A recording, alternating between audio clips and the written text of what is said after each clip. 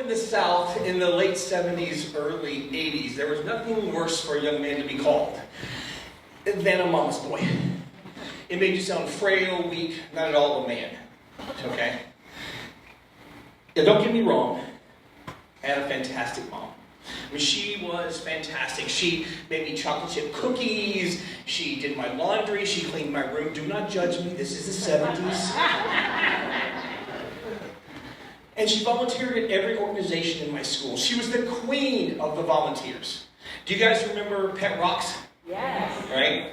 Well, young people, back in 1975, a toy company made ordinary rocks, and they branded them, well, they didn't make them, they found ordinary rocks, and they called them Pet Rocks, and people paid $4 a piece for them.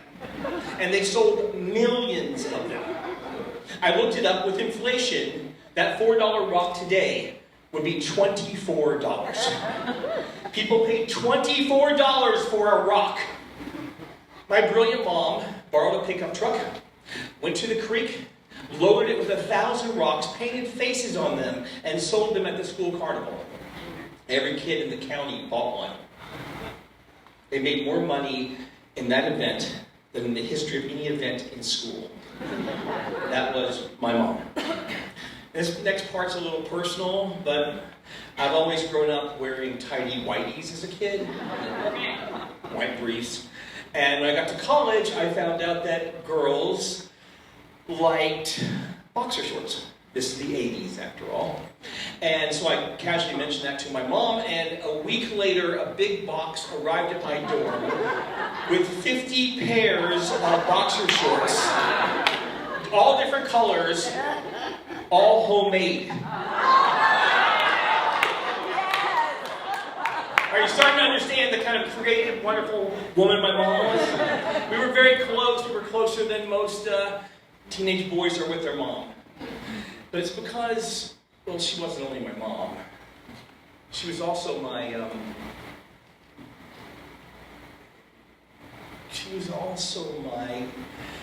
clogging partner. My mom was raised in the South, and she loved to clog. For those that don't know, clogging is like tap dancing to bluegrass music, okay? It's kind of, well, let me just fix it.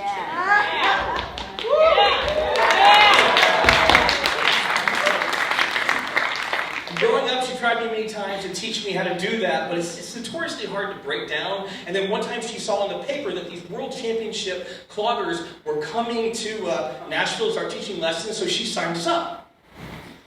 For the first 2 years, I didn't tell anyone. You don't want to tell your friends at school that every Tuesday night you go to dance lessons with your mom. But when I was 16, that is when Urban Cowboy came out. Now, young people, you probably know that John Travolta was famous for the movie Saturday Night Fever, where he made disco popular. Well, he also did that twice. He did it with Urban Cowboy, and he made dancing to country music really popular. Everybody, well, okay, just imagine like half the audience, just like this, starts wearing cowboy hats. That's how popular it was. And honky tonk started opening up left and right, and I've been practicing for 2 years with my mom, so I was really good at it. And I'd go to school and school dances, and the girls would like dance with me because I knew what I was doing. They'd leave their little jocks behind. It was great because, you see, after each clogging lesson, we would go to a honky tonk to dance. My mom would beg the bouncer to let me in, promising I wouldn't drink, and we would dance until the bar closed. Sometimes I'd only get a couple hours of sleep until it was time to go to school.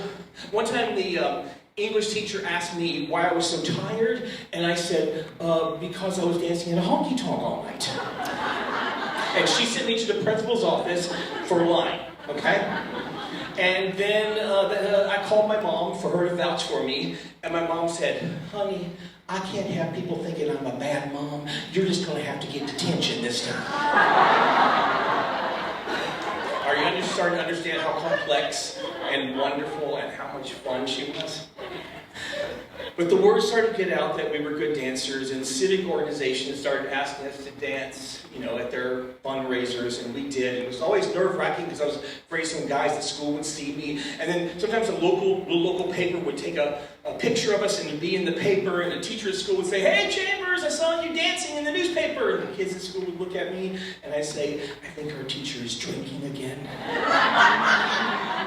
Luckily for me, kids do not read the newspaper, okay? So, I was okay. But when I turned 18 years old, the world's largest square dance came to Nashville. And I went to dance with my mom, and people from all over the world came, and it was great, and until the next morning, when on the front page of the Tennessean, the largest paper in the South, was a picture of me and my mom. Our cover was blown. This was graduation day, and I showed up for graduation. The girls thought it was cute, but let's just say when I got my diploma, I heard a couple people yelling out, "Mama's boy, Mama's boy." Then I left town, I went to college, and then my wife and I, we moved to California. And this really freaked out my mom because she was afraid we would never come to visit. Because she had these cousins growing up who were from Tennessee. They went to California and they never came back. And so she had this irrational fear that we would never come back, okay? And so she told my dad that they had to build a lake house to entice us to come back every summer. And my dad, who has one payment left on his mortgage, was like, "We can't just build a house. We're not like two house people." And she said, "Well, I've been saving some money." And he said, yeah, he loved her. And so he smiled, and he loved her so much. And he said, "Well, okay, how much have you saved?" And she showed the bank book. And she was only a housewife. She called herself only a housewife who sold a dress and a painting every once in a while. But it turned out she had sold a hell of a lot more paintings and dresses than we could have imagined. And she had enough to buy the house. Wow. So she did, and she decorated the whole thing and got it just the way she wanted it. And until there was just one room left, the big bedroom, and she said, "Tonight, let's buy the bed." And they went to the bed store, and they saw the mattresses, and they rolled around on them and giggled, like people do when they're trying to figure out the right one. And they bought one, and they drove home. And on the way home, a tree falls on their car. And there's no wind, there's no rain, nothing. The tree just falls. And my dad, thank goodness, had only a small scratch on his arm. But my dancing partner was killed instantly. My wife and I flew back for the funeral, and there were like tons of people there. And I was like, "Dad, who are all these people?" And he says, I don't know. Who are all these people? And so a man in a nice suit came up to us and he said, "You don't know me, but when I was raised very poor, and your mother paid for me to go to summer camp." Another woman came up to us and said, "Hey, I just wanted to come because when I was a senior in high school, I had a single mom, and we were at the mall, and I was really mad at her for not buying me the prom dress that I wanted, but she said we couldn't afford it.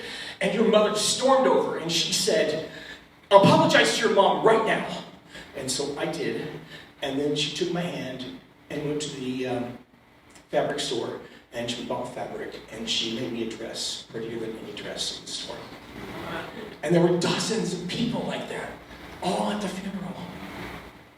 She had like this whole secret life we didn't know anything about.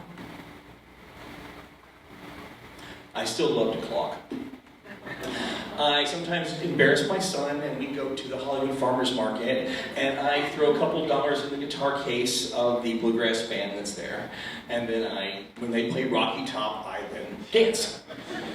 And sometimes when I dance, I can feel my mom's arm on my shoulder, because I guess we dance so much together.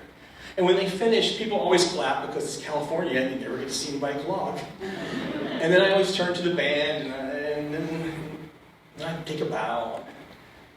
And then I turn to where my mom would have stood, and I imagine myself hugging her, because I'm not embarrassed anymore.